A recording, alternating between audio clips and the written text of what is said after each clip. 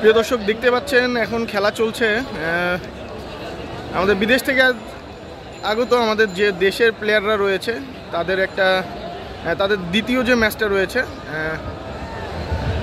দেশের গণ্ডি পেরিয়ে বিদেশ থেকে প্রতিভা অন্বেষণের যে উদ্যোগ গ্রহণ করেছিল বাফুফে, তার একটা অনবদ্য একটা প্রচেষ্টার আজকে একদম শেষতম একটা তাদের একটা কর্মসূচি এবং টানা 2 দিনের একটা ট্রায়াল শেষ করে আজকে একটা ম্যাচের আয়োজন করেছে বাফুফে। এবং নিঃসন্দেহে বাফুফের একটা প্রশংসনীয় উদ্যোগ, যেটা আসলে সাধারণ জনগণের জন্য আসলে সেই খেলাটাকে উন্মুক্ত করে দেওয়া হয়েছে। এবং যে দেখতেই পাচ্ছেন আজকে যে দর্শকদের এখানে উপচে পড়া যে ভিড়, এটা সত্যি আসলে করিয়ে দেয় যে বাংলাদেশের ফুটবল এখনও আসলে মরে যায়নি, এখনও আবার নতুন একটা যে একটা জাগরণ শুরু হয়েছে বাংলাদেশ ফুটবলের, এটাই আসলে সেটা প্রমাণ করে।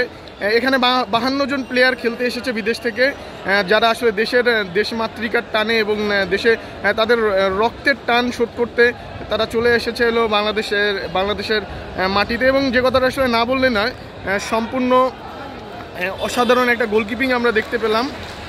অসাধারণ কিছু আগে আমরা এর পুরো একটা দেখতে পেয়েছি, যে কথা আসলে না বললেই নয় যে আসলে তারা আসলে সম্পূর্ণ নিজ খরচে, যেখানে আসলে যে কথাটা না বললেই নয়, এখানে বাফুফের কোনো খরচ তাদেরকে দেয়নি, যে তারা যে এখানে খেলতে এসেছে সেই খরচটা সম্পূর্ণ নিজ খরচে তারা খেলতে এসেছে বাংলাদেশে। এটা আসলে সত্যি দেশপ্রেম এবং দেশের প্রতি ভালোবাসা না থাকলে এটা আসলে কখনোই সম্ভব হতো না। এবং দেখতেই পাচ্ছে তার আগে বলে রাখি, আজকে 2টো ম্যাচ হওয়ার কথা ছিল, তার মধ্যে একটা ম্যাচ অলরেডি শেষ হয়ে গেছে, সেখানেও আসলে সবুজ দল এবং নীল দল অংশগ্রহণ করেছিল। সবুজ দল এবং নীল দল অংশগ্রহণ করায় সেই ম্যাচে সবুজ দল এবং নীল দল 2-2 গোলে আসলে সমতায় খেলাটি শেষ হয়েছে। যে কথা আসলে না বললেই নয়, প্রথমার্ধের একদম শুরুতেই 2টো গোলে এগিয়ে যায় নীল দল এবং পরবর্তীতে সবুজ দল 2টো গোল শোধ করে খেলা সমতায় ফিরিয়ে আনে। এবং তারা তাদের যে কালচার তারা গড়ে উঠেছিল, সেই কালচার ভেঙে এবং দেখতেই পেলেন আর একটা আক্রমণ এখানে দেখা যাচ্ছিল এবং একটুর কারণেই আসলে গোলটা মিস করেছে। বেশ অসাধারণ একটা পরিবেশ তৈরি হয়েছে আমাদের এই ন্যাশনাল ফুটবল স্টেডিয়ামে, যেটা আসলে সকল দর্শকরাই বলছে যে বেশ উচ্ছ্বসিত তারা আসলে এখানে খেলা দেখতে পেরে। এবং সেই সাথে তারা বাফুফেকেও ধন্যবাদ জানিয়েছে যে এরকম একটা খেলার আয়োজন করার জন্য। যে কথাটা বলছিলাম যে প্রথম ম্যাচে অলরেডি শেষ হয়ে গেছে, যেখানে অনূর্ধ্ব 17 এবং 19 তারা অংশগ্রহণ করেছিল এবং এখন আসলে অনূর্ধ্ব 21 এবং 23 যে দলটা রয়েছে সেই দলের একটা খেলা হচ্ছিল। তারা আসলে টানা 2 দিন, গত 28 এবং 29 তারিখ তারা টানা 2 দিন ট্রায়াল শেষ করে আজকে এই ম্যাচে অংশগ্রহণ করছে। এবং এখানে বেশ কিছু নাম করা, যারা আসলে বিদেশে কালচারে বেড়ে ওঠা বেশ কিছু প্লেয়ার এখানে খেলছেন, যাদের আসলে খেলার এখনও তাদের নৈপুণ্য দেখিয়ে যাচ্ছেন। এবং যে কথাটা আসলে না বললেই নয়, আবার আরেকটি আক্রমণ এবং অনেক একটা ভালো একটা সুযোগ ছিল, যে সুযোগটা আসলে তারা মিস করলো। নীল দলের 10 নম্বর জার্সি পরিহিত প্লেয়ার, এই মুহূর্তে আসলে প্লেয়ারের নামটা বলা সম্ভব হচ্ছে না, এর জন্য আমরা আন্তরিকভাবে দুঃখ প্রকাশ করছি দর্শক। এবং দেখতেই পাচ্ছেন এখনও খেলা চলছে, মাঝমাঠে বেশ অসাধারণ কিছু নৈপুণ্য দেখাচ্ছেন 2 দলই। আসলে যে কথা আসলে না বললেই নয়, বেশ হাড্ডাহাড্ডি একটা ম্যাচ হচ্ছে। তারপরেও আসলে যে কথা আসলে না বললেই নয়, তারা আসলে কিছু প্লেয়ার রয়েছে যারা আসলে ইউরোপ, কেউ আমেরিকা, বিভিন্ন মহাদেশ থেকে এসেছেন, যেখানে আসলে তারা শীত প্রধান দেশগুলোতে আসলে খেলে অভ্যস্ত, শীত প্রধান দেশের কালচারে আসলে তাদের বেড়ে ওঠা। সেই জায়গা থেকে তাদের সবচেয়ে বড় চ্যালেঞ্জ হলো এখানে এই গরমের মধ্যে খেলা। বাংলাদেশের গরমটা আসলে তাদের কাছে বেশ চ্যালেঞ্জিং, এবং এই চ্যালেঞ্জিং ওয়েদারের মধ্যেও আসলে তারা বেশ ভালো কিছু নৈপুণ্য দেখানোর চেষ্টা করছেন, যেটা আসলে নিঃসন্দেহে অসাধারণ তাদের আসলে ফুটবলীয় যে কালচারটা রয়েছে সেটা আসলে প্রদর্শন করার চেষ্টা করছেন। সেই সাথে যে কথাটা আসলে না বললেই নয়, বাফুফেকেও ধন্যবাদ জানানো উচিত। দেশের গণ্ডি পেরিয়ে তারা আসলে বিদেশেও প্রতিভা অন্বেষণের জন্য যে প্রচেষ্টা চালাচ্ছেন, সেটা আসলে সত্যি প্রশংসনীয় এবং এখান থেকে বেশ কিছু ভালো প্লেয়ার বের হবে, বাংলাদেশের পাইপলাইনে সংযুক্ত হবে সেই কামনাই করছে। এবং আরও একটি অসাধারণ কর্নার, এবং প্রিয় দর্শক দেখতেই পেলেন কর্নারটা বেশ প্রতিহত করে ফেললো এবং দুটো দলই আসলে খুব বেশ ভালো খেলছে, যে কথা আসলে না বললেই নয়।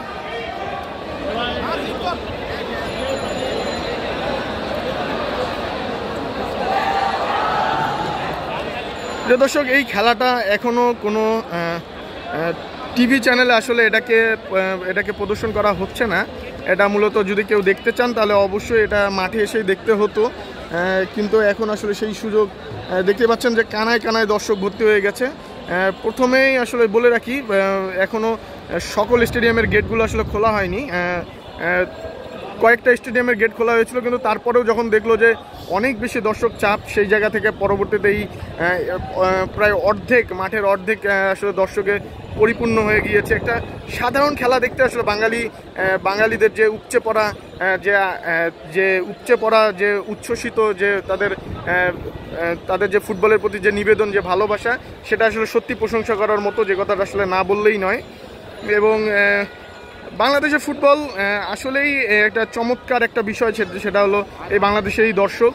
সাধারণ মানের একটা খেলা ছিল, এই খেলাটা নিয়ে আসলে এত বেশি হাইপ বাঙালি দর্শকদের মধ্যে থাকবে সেটা আসলে কেউই আশা করতে পারে নাই। এবং দেখতে পাচ্ছেন মাঠে এখনও খেলা চলছে, গুটি গুটি পায়ে এখন বল রয়েছে সবুজ দলের পায়ে, এবং দেখতে পাচ্ছেন বিশাল দেহি কিছু খেলোয়াড় দেখা যাচ্ছে সবুজ, সেগুলো আসলে সবাই আমাদের বাংলাদেশি, যারা অনেকেই মনে করতে পারেন এরা আসলে বিদেশে জন্মগ্রহণ করেছে, কিন্তু না, এদের রক্তের টান কিন্তু ঠিকই বাংলাদেশের প্রতি রয়েছে এবং সেই টান থেকে বাংলাদেশে তারা খেলতে চলে এসেছে। এবং যে কথাটা আসলে না বললেই নয়, সম্পূর্ণ নিজ খরচে তারা আসলে বাংলাদেশে খেলতে চলে আসছে। এটা আসলে সত্যি আসলে গভীর দেশপ্রেম এবং ভালোবাসা না থাকলে এটা আসলে কখনোই সম্ভব হইতো না। এবং চমৎকার একটা খেলা চলছে, দুই দলই আসলে মুহুমুহু আক্রমণ করছে, কিন্তু দেখা যাচ্ছে যে তারা আসলে তাদের যে প্রধান প্রতিপক্ষ যেটা ছিল সেটা হলো এই ওয়েদার, বাংলাদেশের এই গরম ওয়েদার, এটা আসলে এটার কারণে আসলে বেশ তাদের কিছুটা হিমশিম খেতে হচ্ছে। তাছাড়া তাদের ফুটবলীয় যে কালচার, এটা নিয়ে আসলে প্রশ্ন করার কোনো ইয়া নেই।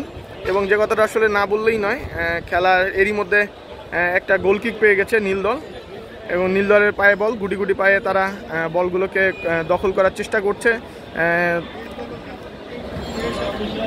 অসাধারণ একটা ক্লিয়ার নীল দলের থেকে, 14 নম্বর জার্সি পরিহিত প্লেয়ারের কাছে বল, এবং সে সামনে বাড়িয়ে দিয়েছে 58 নম্বর জার্সি পরিহিত একটা প্লেয়ারের কাছে। এবং এখন পর্যন্ত নীল দল বল বেশ ভালো কন্ট্রোলে রেখেছে, এবং অসাধারণ বেশ ভালো একটা সুযোগ ছিল নীল দলের কাছে, দেখতেই পেলেন অসাধারণ একটা ফ্লেক্স, ড্রিবলিং, সব কিছু দেখতে পেলেন এই খেলাটার মধ্যে, এবং বেশ অসাধারণভাবে বলটাকে বানিয়েছিলেন। কিন্তু শেষ পায়ের যে সুযোগটা, যে শিল্পী তুলির যে আঁচড়টা, সেটা আসলে দিতে পারলেন না তার নিজস্ব দলেরই তার প্লেয়ার, তো যার কারণে একটা গোল থেকে বঞ্চিত হয়ে গেল। এবং পরবর্তীতে আবারও সবুজ দল আক্রমণে গেছে, এবং অসাধারণ এবং এটা লং পাস ছিল অসাধারণ, বাট সেই লং পাসটাকে আসলে ঠিকমতো ধরতে পারলেন না, এবং যার কারণে বল চলে গেল আবারও প্রতিপক্ষের কাছে। এবং অসাধারণ একটা এটা পরিবেশ দেখতে পাচ্ছেন, যে এখানে যে খেলোয়াড় সুলভ যে আয়োজনটা রয়েছে, যেখানে আসলে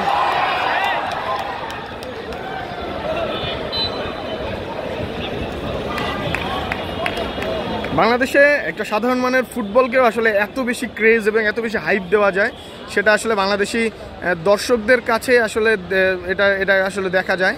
এবং যে কথাটা আসলে না বললেই নয়, বেশ আক্রমণাত্মক কিছু খেলা চলছে, কিছু ডিফেন্স অ্যাটাকিং, বেশ অনেক দিন পর বাংলাদেশে এইরকম গতিশীল একটা খেলা দেখার একটা সুযোগ হলো বাংলাদেশের দর্শকদের কাছে। এই মাঠেই গত গত 10ই জুন আসলে মুখোমুখি হয়েছিলেন বাংলাদেশ এবং সিঙ্গাপুর, যে খেলায় আসলে বাংলাদেশ 2-1 গোলে পরাজিত হয়েছিল সিঙ্গাপুরের কাছে। সে খেলাতেও একটা গতিশীলতার এটা দেখা গিয়েছিল, সেই রকম আবারও পুনরায় ফিরে এসেছে খেলার মধ্যে একটা গতিশীলতা। এবং যে কথাটা আসলে না বললেই নয়, এখন পর্যন্ত সবুজ দল এবং নীল দল খেলছে। খেলার স্কোর যদি বলতে চাই, এখন পর্যন্ত খেলার স্কোর নীল দল 0, আপনার সবুজ দলও 0। তো খেলা এখনও সমতা রয়েছে, কিন্তু বেশ ভালো একটা খেলা চলছে, যেটা আসলে না বললেই নয়। এখন দেখা যাক শেষ পর্যন্ত আসলে কি হয়।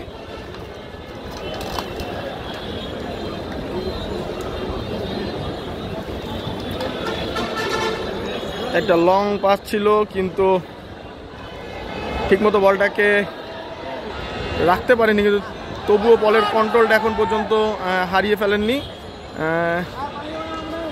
দেখতেই পেলেন যে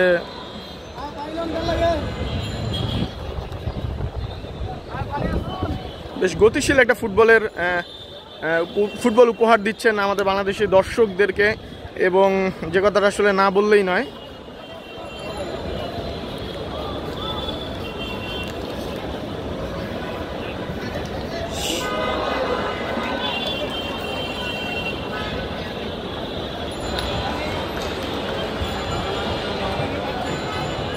এবং সেই সাথে একটি গোল কিক পেয়ে গেলেন সবুজ দল জার্সি পরিহিত, এবং 8 নম্বর জার্সি পরিহিত যে প্লেয়ারটা রয়েছে সে মূলত না, বল আবার গোল কিক করতে দেওয়া হলো।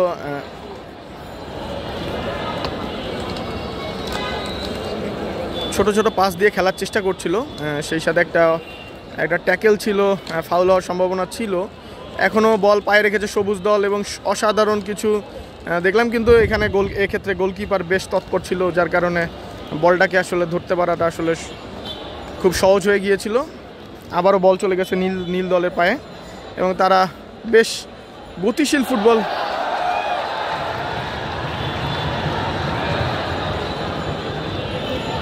এখন পর্যন্ত।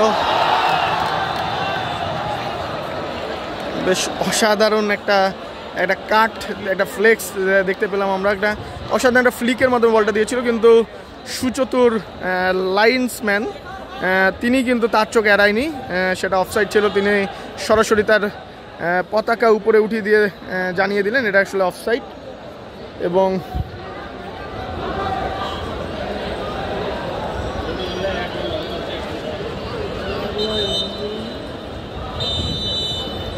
এবং সেই সাথে রেফারি তার লম্বা বাঁশি বাজিয়ে দিয়ে জানিয়ে দিল খেলার অর্ধাংশ শেষ হয়ে গেছে, এখনও বাকি অর্ধেক খেলা বাকি রয়েছে।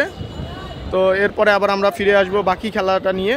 তো সেই পর্যন্ত অবশ্যই চ্যানেলটিকে সাবস্ক্রাইব করুন, ফেসবুক পেজটিকে ফলো করুন, এবং আমাদের পাশে থাকলে আমি আজকের খেলাটা আপনাদেরকে সম্পূর্ণ দেখানোর চেষ্টা করব।